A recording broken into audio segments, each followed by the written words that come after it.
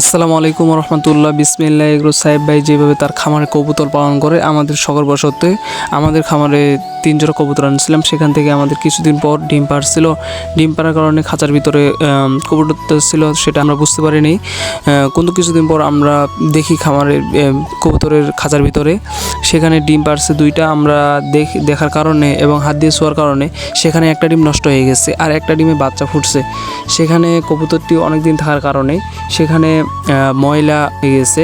সেখানে আমরা পায়খানাটা পরিষ্কার করে দিয়ে সুন্দরভাবে যেন ভালোভাবে থাকতে পারে বাচ্চাটা, সেই জন্য আমরা সুন্দরভাবে ওখানে পরিষ্কার করে দিচ্ছি। আর এদিক থেকে তার যে কবুতরটি তাপের মধ্যে ছিল, সেখান থেকে আমরা সেই কবুতরটি ভালোভাবে চেক করে নিচ্ছি যে কবুতর কোনো সমস্যা হয়েছে নাকি বা কোনো ধরনের রোগ ধরছে না। সেজন্য আমরা যদি সমস্যা হয় তাহলে আগে থেকে ট্রিটমেন্ট নিতে হবে।